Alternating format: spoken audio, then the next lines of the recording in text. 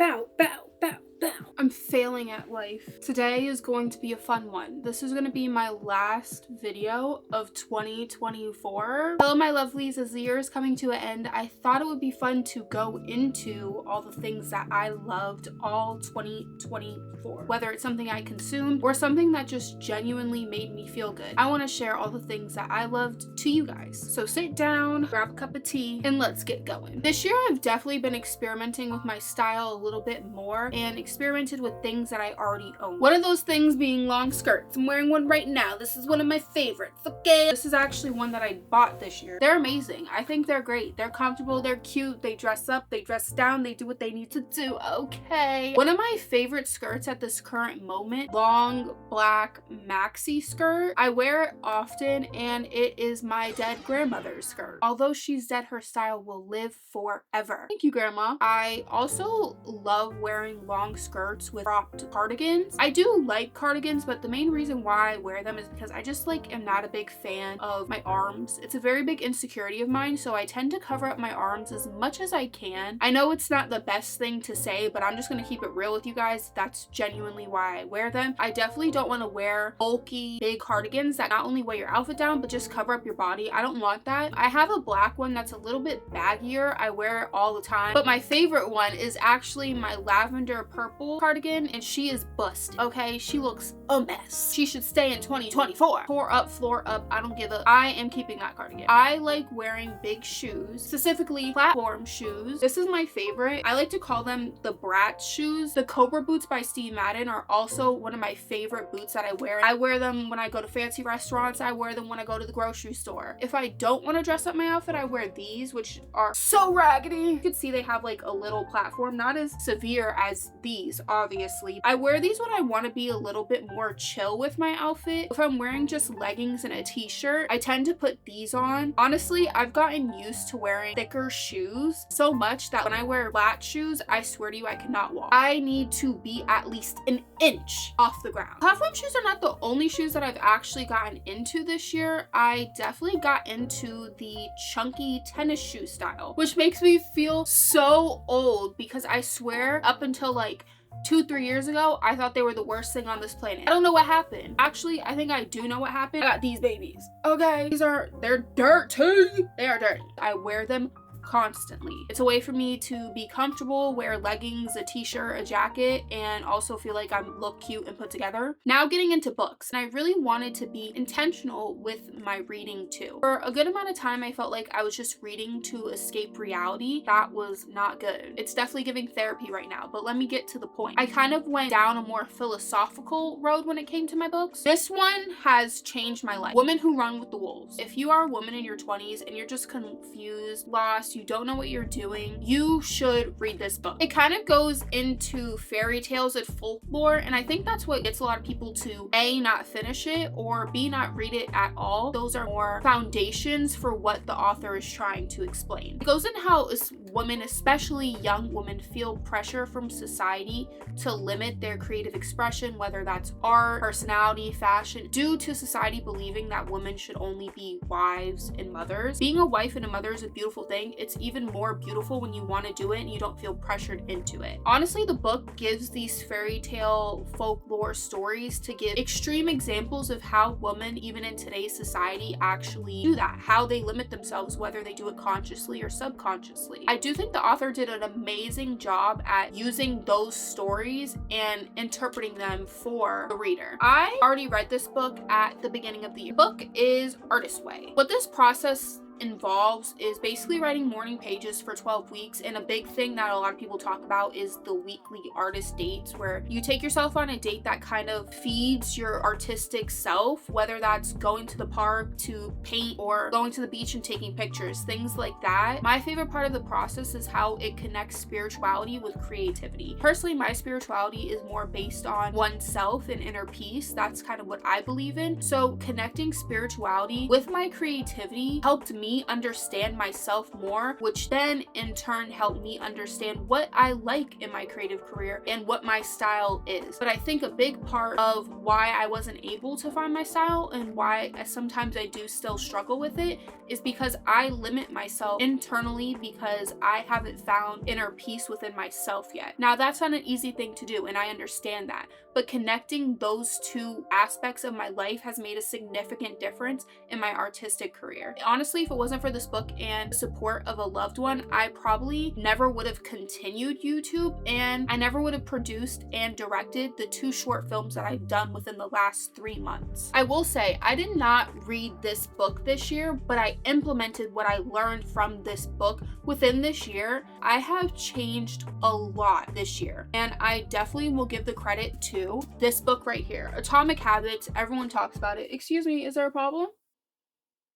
Focusing on small, attainable goals actually helped a lot with me living in the present, which is something I genuinely struggle with in my everyday life. My head is always in some other place, and I always fail to realize where I'm at that moment. So living in the moment just helped me focus on what I need now. How do I feel now? Helped a lot also with me not feeling burnt out and like I was forcing myself to do these habits, which is a reason why a lot of people don't do habits. When you feel like you're forcing yourself to be something you're not, it just feels like you're fighting against a water hose. And never feeling burnt out and overwhelmed is actually what made me more productive. It made me want to do more things. The habits that I've formed since implementing this book into my daily life will be with me forever. Now I'm gonna go into skincare. I had very thick hormonal acne for most of this year, on top of the fact that my skin actually later in the year started breaking out into red dry patches and my skin was literally peeling. This one may seem extreme and a little weird. It's actually beef tallow. I wanted to give it a try because again, I was desperate, and luckily for me, it actually worked out. I use it every single day, morning and night. It's not really even that thick on your skin. To me, it doesn't feel extremely oily or waxy, if that's a concern. I get fragrance free, and I promise you, you will not smell like roast beef sandwich. Another thing with my skin being dry and peeling off, I suffer from eczema. My eczema mostly is on my legs. I don't know if what was on my skin was eczema. I'm not sure. I really genuinely have no idea.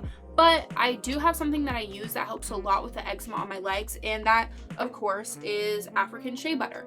Every skin issue I have on this planet has been cured from this, I feel. And I started using it on my face because I thought maybe the patches on my skin were an eczema outbreak. I wasn't sure, but I tried it anyway. Worked great. I will give you a warning though. It's extremely thick. It leaves a thick, oily, waxy feel. I don't know how to explain it.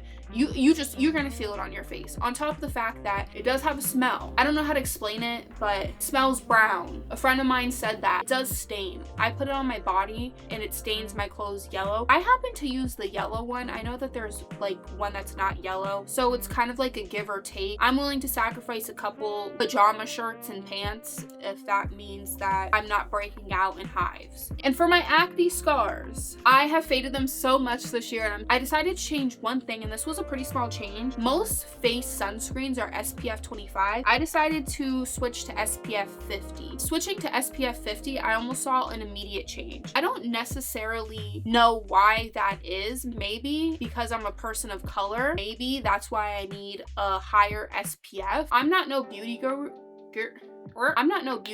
I am a girl in a beauty world.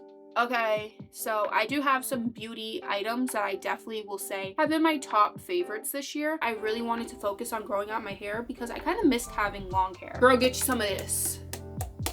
This is the Sauce Guacamole Whip Deep Moisture Hair Mask. I do this once a week. My hair has never grown this quick. Another favorite hair product of mine is really anything that's TGIN, which is short for Thank God It's Natural. I use this leave-in conditioner every day. They also have a daily moisturizer that I use. Everything from TGIN is probably the best thing you will put in your hair. It's helped a lot with moisture, but a lot with my curl pattern, especially since it's changed so much. It just makes your curls look Now the next two products are actually from the same brand, which is e.l.f. Power Grip. My makeup sticks to my face. It does what it needs to do. It's a power grip. It does it, okay? It be gripping, okay? The only con is e.l.f. used to be cheap. The most expensive product used to be maybe $10. This is $15. e.l.f., get it together. Drugstore makeup should never cost that much. I also like this. This is the Perfect Finish HD powder. You see how much I like it? Love it. I hate tinted powder just because my skin color changes so often. It's cheap, it's effective, it don't make me look cakey and crazy. Thumbs up. Let's go into music. One of my favorites, giving him all 2024, Claude Mango's hands down. I have no idea how an artist who literally does not sing and just plays the guitar has had such an impact on me. Everybody knows his song Swimming because it's the Kai Cenat motivational anthem. I start every day by listening to Swimming. You cannot have a bad day when you listen to Swimming in the morning. Getting Kill Switch Lullaby and Missing Pieces are also songs that I listen to on repeat. And let's go into the biggest dopamine boost of them all, the rise and fall of the Midwest Princess. Hot to Go, bitch, everyone's favorite. Everybody loves Hot to Go. My favorite song is actually not Hot to Go. It is Pink Pony Club. My favorite part is the part where she actually slows down the song. I saw her do that part in Carpool Karaoke. The dad crying had me curled up in a ball on the floor. I like to say that hopefully one day, like, my Pink Pony Club moment will happen where I leave and become something bigger than where I'm from. Like, that's how I interpret the song, and hopefully that moment will happen for me. You can't talk about 2024 music without talking about Doechii. Alligator Bites Never Heal. Performance on The Late Show was mind-blowing. It was amazing. I love when artists who genuinely are so passionate blow up. You could see it in her performance, you could see it in her album cover, you could even see it in her fashion. She is an artist through and through. And the fact that she started on YouTube is also what, like, motivates me a lot. I like her a lot because she's a Florida bitch, and crazy Florida bitches will always have a place in my heart. After listening to Doechii, who I consider to be somewhat of a poetry rapper, I went back into a poetry rapper and an album that I listened to a lot. It's Telephone by No Name, and this album was in 2016, which was 10 years ago, almost 10 years ago. Oh my god. When this album first came out, I listened to it for 2 years straight. Yesterday, Sunny Duet, Shadow Man, Diddy Bop. My all-time favorite song that I will never ever take out of my playlist ever is Reality Check. It just speaks to me on such a personal level. Poetry rap is dope and the lyrics are amazing, but I feel like in order to like it, you have to relate to it in some type of way. Oh my god, we cannot talk about 2024 if we don't talk about the girl herself. Thank you. My most listened to artist of 2024 was Megan Thee Stallion. Nobody came close to Megan Thee Stallion when it came to my playlist. I was in my healing girl era this year. I wanted to become the best version of myself, which meant no listening to sad songs, no feeling bad for myself. I needed to listen to music that reflected who I was, and that's why I was listening to Megan Thee Stallion, because nothing tells you you are that bitch like listening to the baddest bitch herself, Megan Thee, Thee Stallion. Thank you very much. She came out with her album Megan, which everybody loved and I loved it too, but I will say out of all her music, the song that I listened to the most was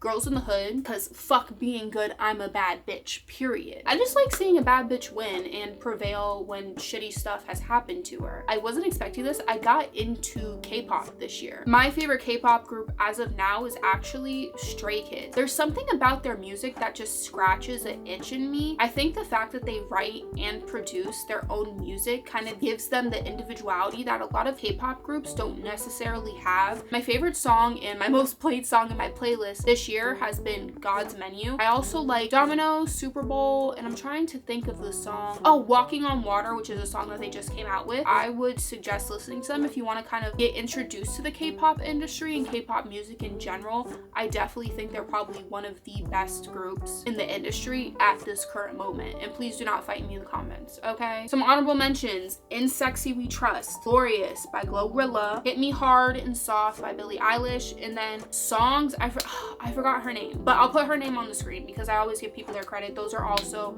some albums that I listened to a lot this year. I wasn't expecting this as like an aspiring filmmaker to not watch a lot of films. I only have 2 on this list, but I'll go into them. Hopefully next year will be better. One being Sing Sing. If anyone knows anything about A24 films, they're very slow films, maybe not necessarily action-packed, but they have a lot of meaning. My favorite part of the movie is the fact that most of the cast were actually real-life members of the theater club of incarcerated individuals. But the movie is about a group of individuals who are incarcerated, and they put on plays not only to, you know, fill up their time, but genuinely to help themselves heal. Hearing their stories and why they were incarcerated and how they grow from that and how they heal from that was honestly beautiful. I feel like a lot of movies that focus on incarcerated men just focus on how heinous their crime was. Most of these men felt like they didn't have any other choice, and truthfully, if you hear their life stories, many of them didn't have a choice but to live a life of crime. But despite all that, a lot of them actually were able to find joy in something else and realize that they could be whoever they wanted to be, even if that was a character that they played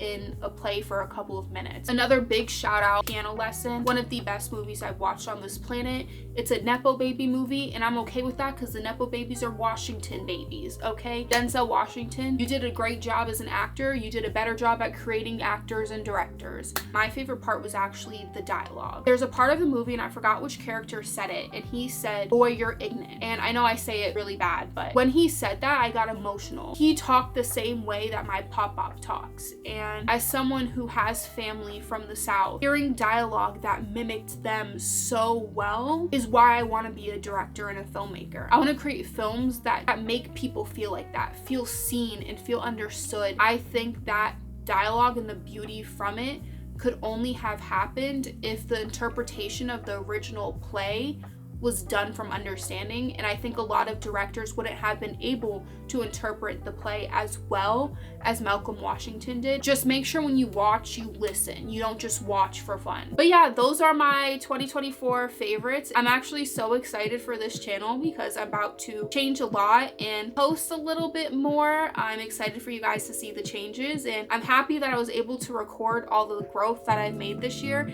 and I can't wait to bring all of you guys with me in 2025. I hope you guys have an amazing New Year's, and I hope that the next year is filled with nothing but joy, happiness, and amazing things. Bye, my lovelies.